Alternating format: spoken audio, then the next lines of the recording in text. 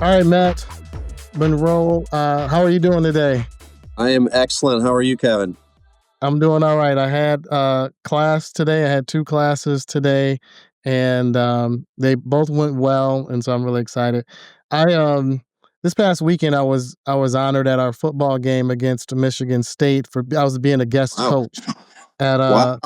for our football team, and I really got a chance to have a behind the scenes experience with the team, and so it was a great weekend. So I got some of the photos back today, so I'm really excited about it. I'm gonna share them on social media. I'm looking forward to seeing that. Did you play football growing up or anything? I did. I played in high school and I played 2 years in college, and so I Nice. enjoy the sport. Now I love tennis. Tennis is my sport now. Yeah. I want to get out there and pop an Achilles or pull a hamstring. Trying to run Exactly. around with these young kids. But well, welcome the Twin Cities Leaders family. I'm your host Kevin King, along with my guest today, Matt Monroe, who is the co-owner of EaTo Italian Restaurants and Chloe Restaurant. And the title of our episode today is "The Recipe for Culture at EaTo." So, Matt, welcome to Twin Cities Leaders. Thank you very much for having me on. Yeah. So I want to start with how did you become the owner of Edo? Well, my dad and I, ever since high school, I'd say, dreamed of starting a restaurant company together. And shortly after college, we made a few uh, investments together, just passive investments together. My dad was involved with Parasoli, which had Manny's under its umbrella, all the Pittsburgh Blues, the two Salutes, all those restaurants. So he was on the board of that for 20 years. And we always just dreamed of starting something together. And I had a very good opportunity to invest alongside Ryan Burnett and Tom Bernard for East Side, which is on the corner of 3rd and Washington, which is now Edo. We did that in about 2014. And in 2018, we bought them out, and then COVID hit and started to rethink my life like a lot of people did during the beginning parts of COVID. And I was in finance for 15 years and hit the wall.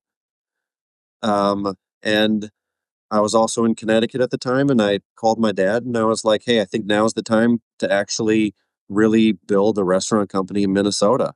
I have a little bit of the mentality of buying sweaters in July. So I thought there would be a lot of restaurants that would shut down and provide good opportunities for operators to move in and change the concept. And I brought a different perspective being in finance and business for 15 years. Um, I thought that would give me a little edge. I was wrong in two ways. One, restaurants don't translate to experience in finance and restaurants or finance and business. And there weren't that many restaurants that actually shut down. A lot did, of course, but it took longer than I expected. There was so much financial help from the government and states that it prolonged a lot of those lifespans of restaurants. And Is but the it was one of the restaurant bu- best decisions I've made. Sorry. is the restaurant? I hear the restaurant business is a tough business to sustain. What's been your experience? It is. I had never managed people before. I was a hedge fund analyst, and then I was a portfolio manager for a proprietary mutual fund, and but I never really managed anyone. I worked with analysts and people, but that was the real challenge for me. But they are very difficult. There's a lot of someone in the restaurant industry once told me raindrops make oceans, and that is so true in restaurants. All these little things add up to big things, and you're constantly thinking of a million different um, scenarios, constantly dealing with people. I know it sounds ridiculous to say restaurants are a people business, but it truly is. It's your team that is the one that's working with the guest. It's the team that is kind of looking at our food costs and stuff like that. So that's really what builds it. And I didn't appreciate that at first, honestly. I thought I could just be almost a financial guru that is able to make a restaurant 10% profit margins overnight just because of my experience, and that's not the case. Uh, What so it is is very difficult business. what's the management structure like? We have a very collaborative management structure. So I hate to say me at the top, but I'm officially the final decision maker. But it's a very open management team where we're all making decisions together. We have silos of different matrices for making decisions and stuff like that. So we really try to empower our managers. So we have uh, me that floats between the two restaurants. Then we have a general manager, an assistant general manager for each restaurant, a beverage director, and then two head chefs, one at each restaurant. Tell me about how EaTo came about, like, particularly the name, EaTo. We get a lot of people asking that. When we were changing East Side to Edo, there were three questions, and it was one, are you going to keep the mosaic tiling? Because that was one of the famous attributes of East Side. Two, are you actually going to stay a restaurant in this environment? And then three, what the hell does Edo mean? But Edo is a little bit of a nod to the history because since we opened it as East Side, it had a little bit of a kind of a spin from that. It's also a mashup of Easttown, which is where we are in Minneapolis. Now it's kind of transformed itself to the Mill District. And then the third is it sounds a little Italian, and we wanted to be tilted in that direction. We thought Yeah. there was a good need for Italian in the area at the time. Just throughout your journey in owning, being in the restaurant business, did you ever wanna quit? Were you ever like, "This is too much"? Yes, a lot of it is because my dad is also my partner, and working with family is a challenge. My dad is also he has 40 plus years of he's a lawyer, but he's always focused on the restaurant space within law. And he and I butted heads many times about it. So it was more just out of frustration wanting to throw in the towel and as a little bit of a uh, kind of defiance of my dad, but never really seriously considered it. I've been very fortunate that the team that we have in place is they're close friends of mine now. My beverage director is my little brother, who's become one of my best friends, and I look up to him. And we've we've hung in there together in some tough times. So I wanna transition to the, inside of the restaurant. I know you were quoted in the Minneapolis Star Tribune where you talked about you wanted to empower your staff to either to comp small items or to give servers consistent shifts and really connect more with the people in your community, your neighbors. And so that speaks a lot to culture. So I want you to just talk a little bit about that. yeah, so one thing that we really believe in is our people are the ones that drive the actual business of the restaurant. They're the ones that are closest to making the decisions. I can tell people, "Hey, let's do something for every birthday that comes through," but that our server or chef is going to know if that is actually the right place to do it or right time to do it. And they may not want dessert. They may want a NA cocktail or something like that. So it's really they're the ones that are having those interactions with the guests. So we've told our staff to 100% make the decision. We know you're going to do what's best, what you think is best for the restaurant and our guests at that table. So we're never going to fault you for making what you think is the right decision in the moment. And we can talk about it later if that wasn't the right decision, but we think that that's the best way to really get the guest engaged. And honestly, it makes the staff so happy when they feel like they can make decisions and not have to go get permission from two or three different people. When they feel like they have the ability to control someone's experience, because that's what dining out is. It's an experience, and if they have the ability to control that and and make it better, that's that's going to make them happier, and then ultimately that's going to pass on to the next table because they're going to be bubbly and energetic and having fun, and that's what people want to see when they go out to dinner. At least our restaurants. I know that's not every restaurant, but that's what we are looking for. I love that because, culture is about how people feel or how you're making, people feel. I wanna know, like, what was your vision for Edo when you decided to open it? Like, is this what you had in mind, or did it evolve into this? Definitely evolved into it. I was working with two people on a consulting basis, two kind of legends in Minneapolis, and was we were working on the vision together, but I thought because they had their name attached to our restaurant that it would just, if you build it, they will come. And that wasn't really the case. And keep in mind this was COVID too. We opened in 2021, so just after kind of the depths of that pandemic. And um so we initially kind of wanted to be like a Casetas of Minneapolis, a market, um, and also a restaurant with pizza and pasta. Not even that much pasta, I'd say it was more of a pizza because we have a beautiful wood fire oven that we wanted to utilize. But it was the market was almost half of our restaurant. We're a 6,000 square foot restaurant, and it was taking up nearly half. So we were trying to get this fresh meat program and cheese and stuff like that. And we quickly learned that the market didn't want that. They wanted we had 4 bar seats that we left. The rest was a market and then some smaller tables and stuff like that. And when we first opened, those 4 bar seats filled every night. So we took away a couple of retail slots and added more bar seats, and then those filled up. We realized what the neighborhood really wanted was another watering hole, some place where they can go on a regular basis, pony up at the bar, get good food, talk with the bartender.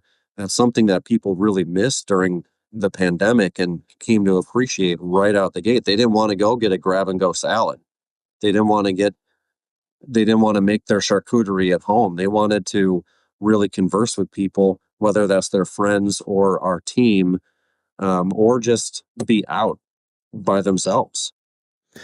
So tell me, how do you so you recognized it, but then you executed on it. How do you do that? How do you take that kind of, whether it was feedback or kind of a vibe, and then really turn it into, what it's become? I owe a lot of it to my beverage director and little brother, JJ. He was he and I were working open to close, and he was pushing back on so many things that I saw because he was much more, um, I don't know what the right word is, maybe practical about things. But he also had this he was he was also idealistic too. So it was this weird combination that balanced me from just the looking at the numbers and hey, let's cut staff. And it was no, but we shouldn't because of XYZ. And that was so it was we made these changes little by little, and they added up over time to something that we've built over the last 4 years now into a really special community of team members, and also obviously our guests too. I love what you said about, with your, staff, giving them consistent staff hours and being able to comp, certain items. I like that because it gives some autonomy, but it gives the people that's working there an opportunity to read the room. So, how do you feel like that has, like, helped with the guest experience, but also too, like, your team's morale? It honestly is priceless. I know I know that's not what you want to hear, but it really has. We can't put a value or anything like that on it. It just the the compassion that it brings to the guests, from the perspective of our staff.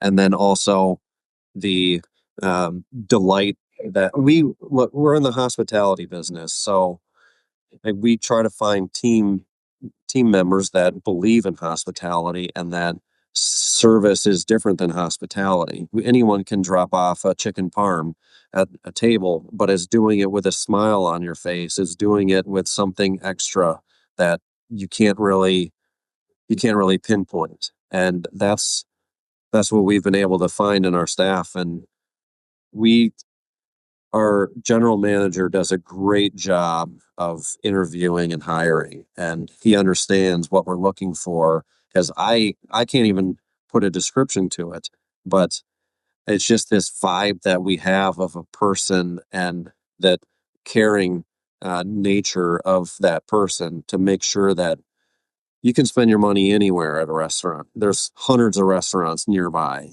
and knowing it that if we provide something special and a good experience that is going to create memories for people that are coming in. We had someone get married at EaTo in our private dining room, and they're never going to forget that. It's because they were regulars, and EaTo held such a special place in their heart that they wanted to get married there. And Wow. it's because of our staff wanting to provide that experience and joke around with them or do whatever it is to make them feel like it's at home, and it's almost an extension of that. No, I mean, that's a testament to your leadership and really the culture that you've built and have been able to sustain there.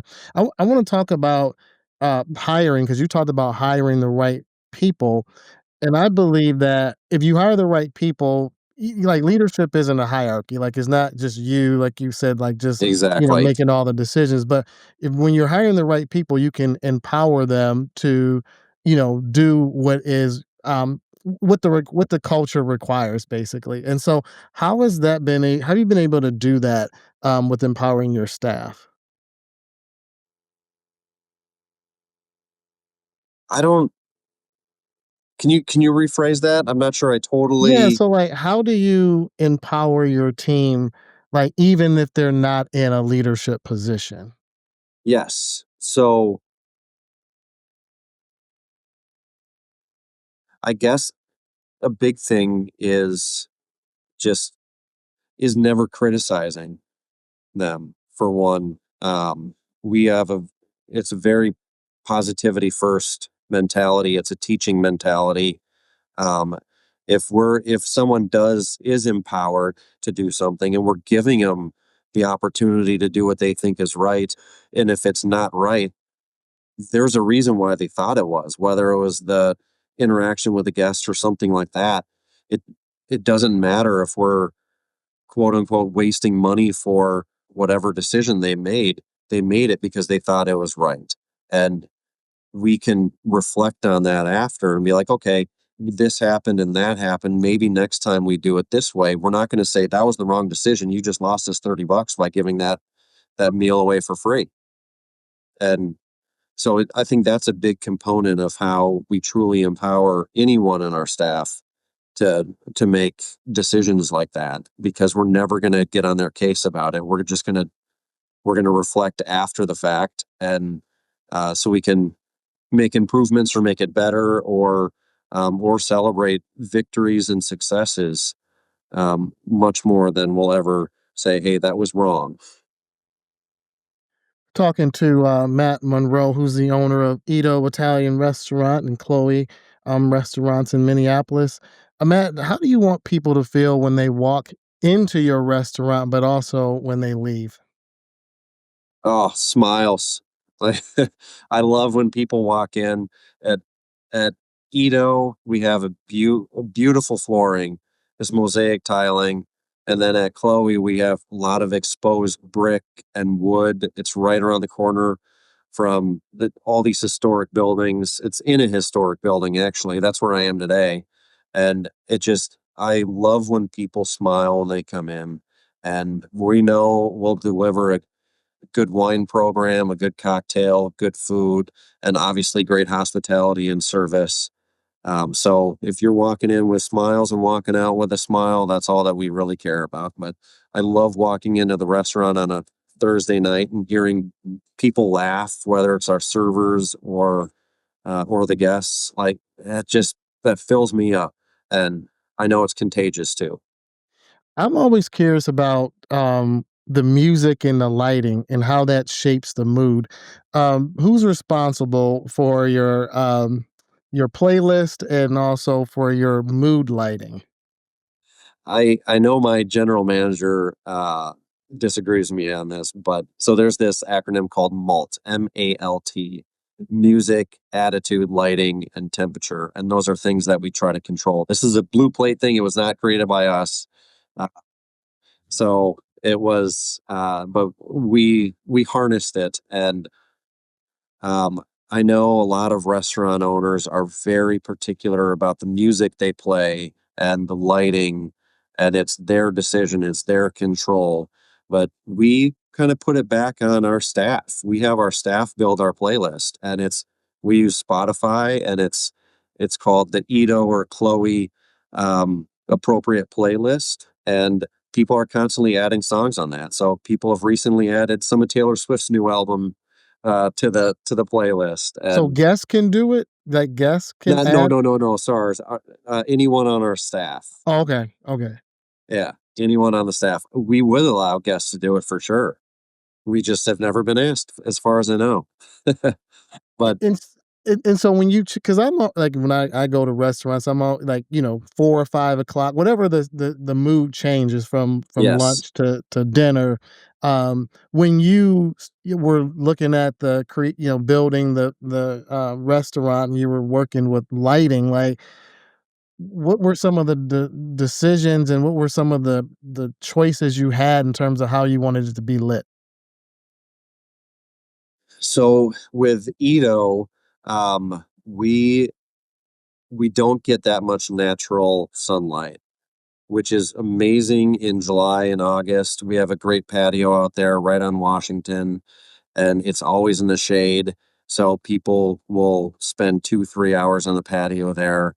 Um, in Chloe, it's a little different. We have these very high windows with direct sunlight throughout the day.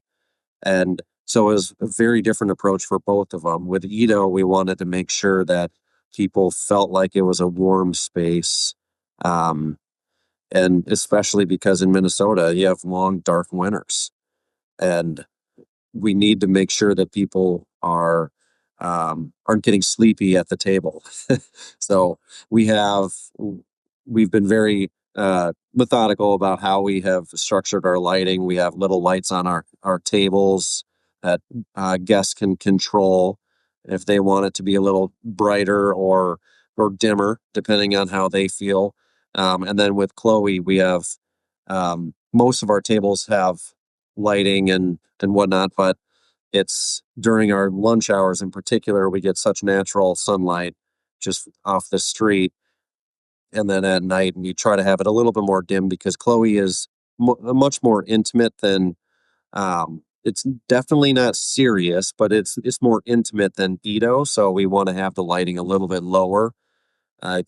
We get more people that are coming in from the suburbs for a Guthrie show or something like that. So it's more of a date night type atmosphere. So we want to respect that and not have it too bright or anything. We were talking earlier about your staff and really, connecting with and learning about the guests that are there. Talk to me about, how do you train or do you train your staff on being emotionally aware of, like, what's going on, like, in terms of vibe, you know what I mean? Whether someone's celebrating a birthday or, it could be a wedding reception or maybe someone's coming from a funeral or, like, how do you train that? It's not something we directly train. That a lot of that is innate, but we drive awareness to it to make sure that people are mindful of other of our guests' feelings and their kind of approach to the meal. But we also do it through like our managers are 100% empathetic and will make sure if they're watching a table, they will make sure they go to talk to the server and say, "Hey, it looks like," or even the host. We tell the hosts, "Hey, when you greet people, ask why they're coming in, or have you been here before?" And if someone's like, "You were just coming from a funeral," um, the host will make sure they tell the server, like, "Hey, they're here for a funeral, so you may not want to come and use a bad joke about the Vikings or something like that." Right.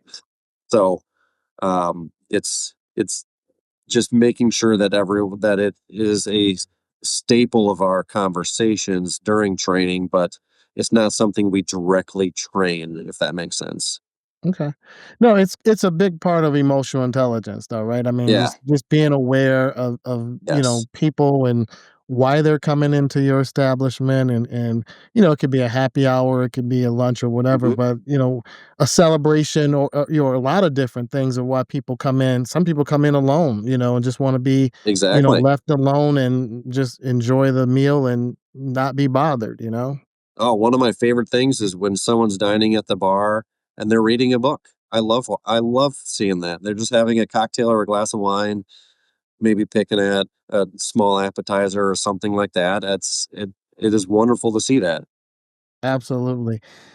I want to transition into like how do you stay how are you open to criticism um but still maintain your vision? So you have the vision for the restaurant, but someone says, "Hey, I think we should do, something different, Matt." Like how do you stay open to that type of critique but also not but stay true to what you want the business to be about? Yeah, absolutely love that question. And we really appreciate feedback and criticism. For one of our servers came up to me and like, "Hey, you should start serving breakfast at lunch." And that makes sense. That could be a good way to drive business during the early parts of lunch, but it's also there's a practical nature of it too. As well, now we have to carry more inventory, um, and we have to add prep hours and stuff like that to make the French toast or whatever it may be. Um, so for us, it's really we have a good niche and we want to make sure we're staying within those lanes. And if the criticism or feedback or whatever you want to call it fits within those lanes, then we're gonna seriously entertain it. But if it's not outside of that, we'll still consider it and put it in our back pocket if our vision change. Not if our vision changes, but if we have a new concept or something like that, then we'll maybe explore some of those. But it really needs to stay within our confines of what we want Ito or Chloe to be. Mhm. Because you're a bit you're a family run business. I'm just curious, like, what's your take on work life balance? Like, is in the restaurant business or in a family run business, is work life balance obtainable? Yeah, my brother and I have done a really good job of separating work and family. He's our beverage director for our two restaurants, and it's we've really grown together in this industry. It's been phenomenal. But when we are celebrating our nephew's birthday or something like that, we don't talk work. Um, Maybe like how was the shift last night or how was your night last night, meaning how was the shift. But we don't go into much detail. It's more pleasantries than anything, and we have done a great job of separating it. My father and I, on the other hand, my dad's not good at separating anything. It's always business. um, but it's and then my wife is she's very involved in the restaurant too with idea generation and keeping me grounded on things. She's a psychiatrist, so I'm lucky to have that mental health perspective on things, and also the kind of more rational brain that she has. So it's I think owning any business, it's hard to totally separate yourself.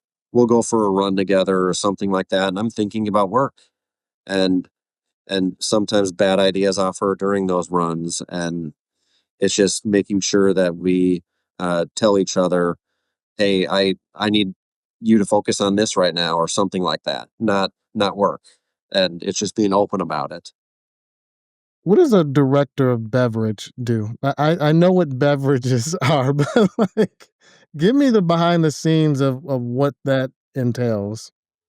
He is choosing our wine list. He's making sure our cocktails have something from kind of a more spirit forward to a sweet forward, or something fruity versus earthy. So we have the right mix of all that stuff. So we can hit many different parts of the palate instead of just having, and hey, if you want to be just a bourbon bar, that's just not us.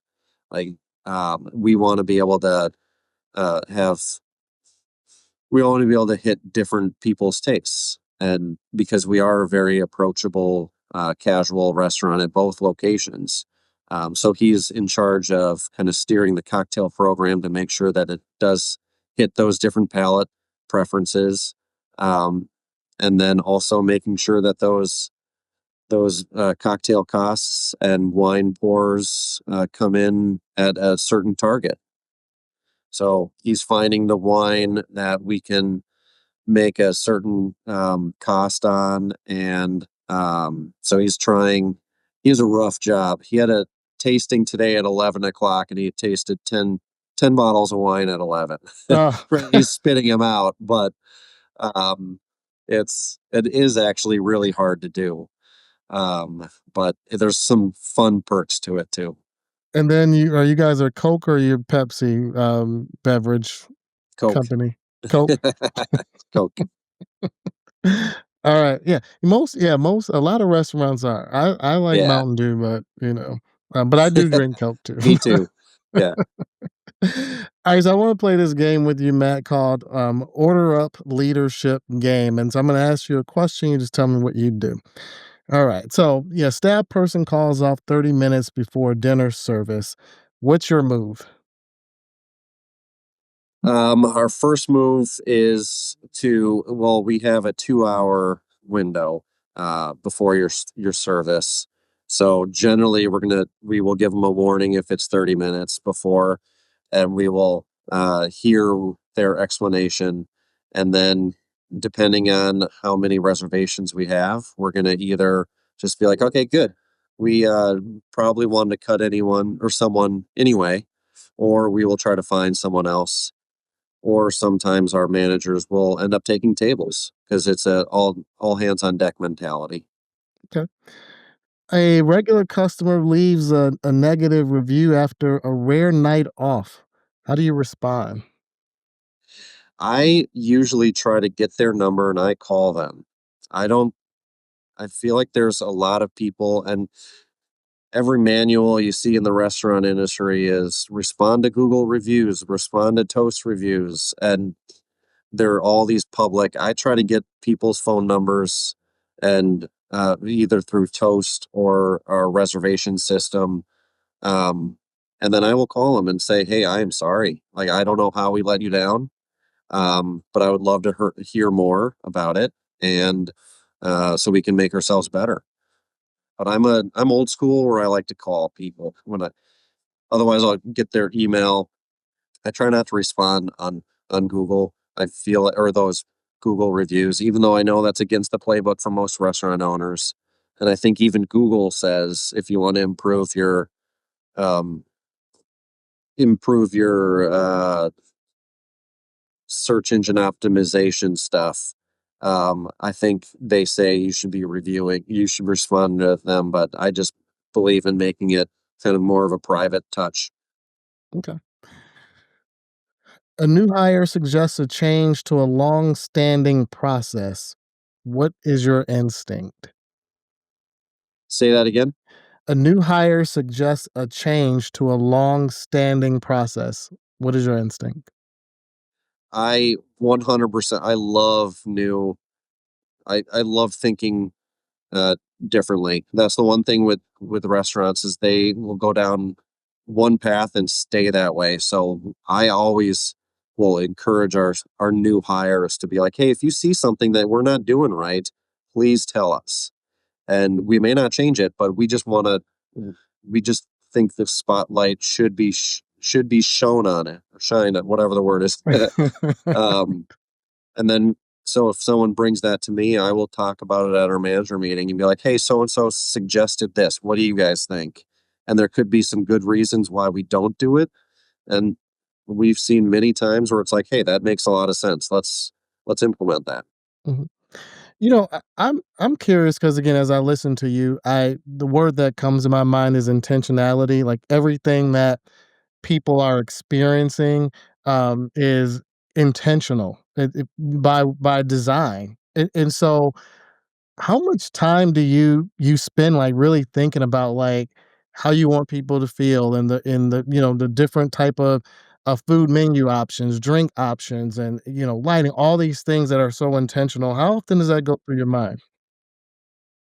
I I think all of us on the kind of leadership team spend a lot of time doing it. It's just we talked about our beverage director earlier. He spends I'd I'd say even when he's at home watching TV or Netflix, he's still thinking about ways to improve the guest experience, and watching when we go out to dinner and all that. All of us are have our head on a swivel.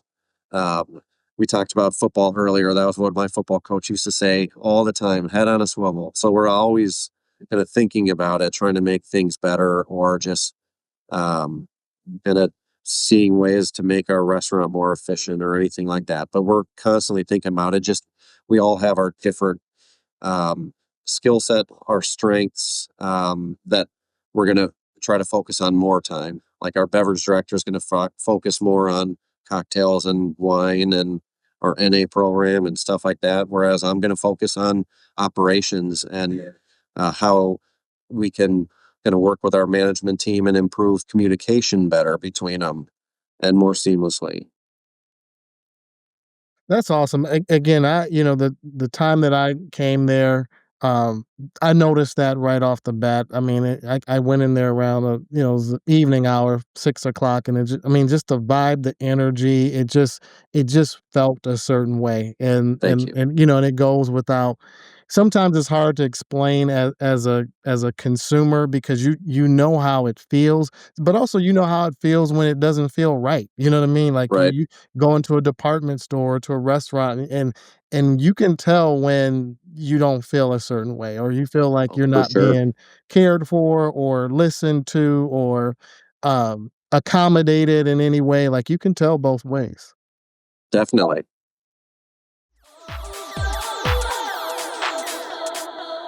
This segment is sponsored by Kowalski's Markets, where it's all about the joy of good food.